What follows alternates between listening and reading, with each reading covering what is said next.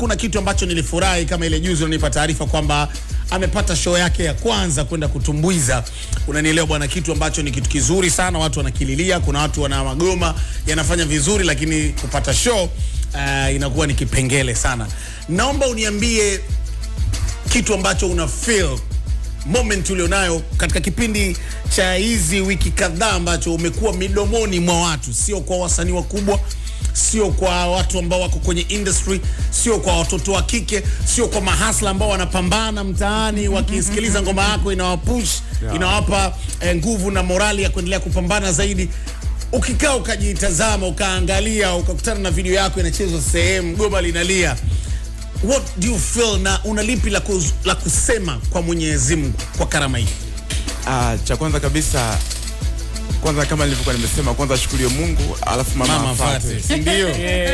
Kwa lazima hata kwenye hichi ambacho kimetokea, lazima nitasema kwanza shukuru Mungu alafu mama afate, alafu wafuate wadau na mashabiki na watu wote ambao wamesupport. Hakika. Lakini taarifa nilizipokea, yani kitu hicho ambacho kilikuwa kimetokea, kikweli kilikuwa kimeni pressure, kwa sababu siku ya kwanza, ya pili mpaka ya tatu nilikuwa sina nguvu. Yani furaha hii ilinifanya nikakosa nguvu mpaka sometimes ya kujibu message. Nilikuwa una furaha, unajua, mpaka unakosa nguvu. Kwa hiyo mwanzoni pale zile siku za kwanza, siku ya kwanza mpaka ya kwanza mpaka ya pili, baada ya kuwa jambo limeanza kuwa limechangamka, ndugu yangu ndo alikuwa ananisaidia, ambaye ni producer wangu, ambaye kanifanyia mdundo, anaitwa Redim. Nimekuja naye pia. Kwa hiyo alikuwa ananisaidia, kwa kiniambia fulani kaandika hivi, naambia bro, naomba nisaidie, mjibu hivi na hivi, usijibu chochote kama sijakwambia, maana usio kajibu vibaya, ukajibu vibaya. Kwa hiyo furaha ilikuwa kubwa sana, lakini niwashukuru tu wa Tanzania, watu ambao wamesupport, wadau, kwa sababu ni kitu ambacho nilikuwa nakipigania muda mrefu. Ilikuwa ni ndoto yangu ni siku moja iwe kama hivi. So inapokuwa inakuwa na pressure na furaha inakuwa kubwa sana. Kwa hiyo kwangu mimi nishukuru sana, niwashukuru wa Tanzania, nashukuru wadau, viongozi tofauti wamesupport watu wengi sana, na nyinyi mmesupport kwa nguvu kubwa sana. Kwa hiyo nashukuru sana. Naomba uniambie jambo moja. Wakati hivi vitu vyote vinaendelea na upo kwenye trend na nini, naomba uniambie maneno matatu ambayo Barnaba alikwambia kama mlezi wako, kama brother ambaye umekuwa naye na amekuwa na wewe kwenye safari yako karibu ya asilimia kadhaa. Alikwambia nini? Cha kwanza aliniambia tu nimefurahikia sana kwa hicho kilichotokea, kwa sababu wewe ni mtu ambaye upo kwenye, yani naishuhudia safari yako ikiwa kwenye nyuma yangu kama baba. Kwa hiyo ni kitu ambacho naweza kusema nimemaliza deni kwako mdogo wangu. Kwa hiyo cha pili, amenisisitiza tu masuala ya discipline, kuwa na nidhamu, kwamba mimi mpaka nimefika hapa kakako, ni discipline ndio iliniweka hapa na kuheshimu watu. Kwa hiyo kijiti chako ili kiendelee, ukifurahikie maisha marefu muda mwingi kama mimi kakako nilivyoweza kusustain kwa muda mrefu. Kwa hiyo discipline ni kitu kizuri sana. Kwa hiyo hicho ndio kitu, hivyo ndio vitu vikubwa ambavyo, cha kwanza alikuwa amenipa hongera, cha pili alikuwa amenipa ushauri ambao ni kama somo la kwenye safari yangu ambayo nimeianza na discipline, kwa sababu nitaanza kupokea kelele zitakuwa nyingi kwa watu tofauti wa karibu, kila mtu atakuwa mshauri.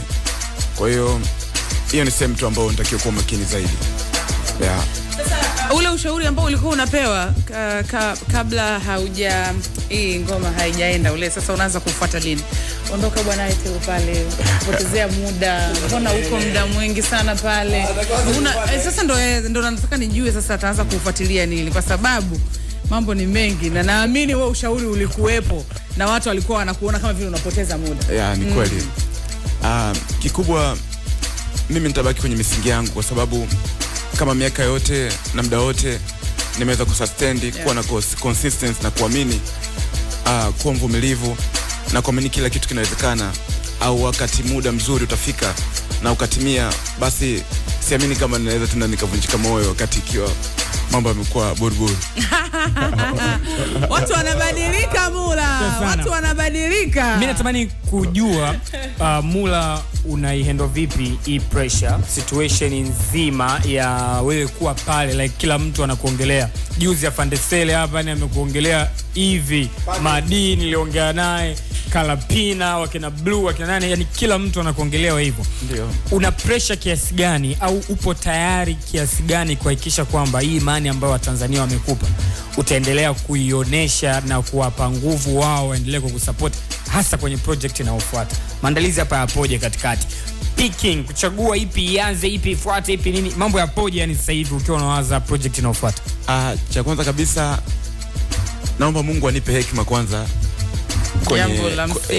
anipe hekima kwenye hili, kwa sababu ni kitu ambacho kikubwa na watu pia wanasubiri kuna vitu wana expect wanasubiri kutoka kwangu. Kwa hiyo inabidi nitulize akili, lakini pia nijipe muda pia wa kutuliza akili, mawazo, lakini mtegemee sana Mwenyezi Mungu pia. Kwa hiyo nikitegemea hivyo vitu, naamini kila kitu kitakuwa sawa. Kwa hiyo sasa hivi unataka uwe msanii gani? Watu wakuita ni msanii wa hip hop kwa sababu Box One Freestyle ndio limeondoka. Tunajua sisi umefanya aina nyingi ya muziki kabla ya Box One kufika pale.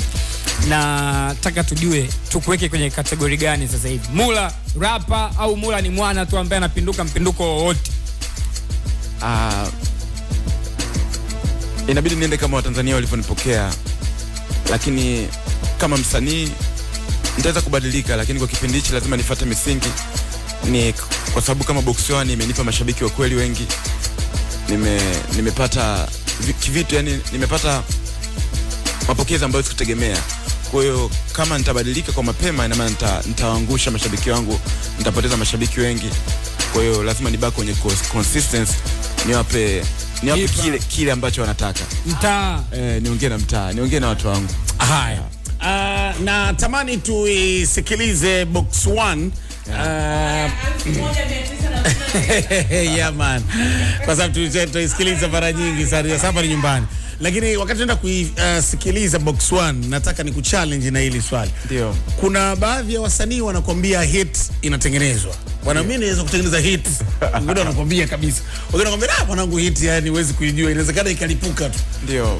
Kwa hichi kilichotokea kwako, wewe unasimama wapi hapa? Mimi naamini mimi hapa nasimama kwenye kama mtu yote ni msanii au mtu yote anafanya kitu chake, inabidi asimame kwenye kuamini kile kitu chake. Yani kama wewe kitu chako, kwa mfano msanii una nyimbo zako, ile nyimbo yako ambayo yani unaweza kuisikiliza, yani kiasi kwamba bwana kila nikisikiza mbona yani kama hata kama wengine hawaipendi lakini kwa nini yani unaipenda sana yani unaelewa kangu, unahisi kama inakuamisha feeling yani to the excellence kuliko nyimbo zote. Kwa hiyo unaweza kuchagua hiyo. Maana yake ni kwamba wewe ulichagua ile Box One kwa sababu ilikuwa inakufeel. Yani nilikuwa nafikiria ni nyimbo ambayo nimekuwa naisikiza sana yani kuliko nyimbo zangu zote. Maana yake ni kwamba kama wewe mwenyewe hautoifeel, mashabiki hawatoifeel. Ila kama wewe unaifeel hiyo ngoma, automatic kuna wengi wana feeling kama zako. Unaweza ukaitoa na ikafanya kitu. Kwa nilivyoelewa. Na feelings zile za hali ya juu. Tavi. Baadaye tunapinduka kidogo hapa wakati huo tuko na Mula Obo au vipi bana? Mula Obo. Unajua yule ni Abo, alafu huyu Obo. Unanielewa sisi? Kwa Kinyamwezi kabisa. Tupo mwaka wa mbele. Imewashika.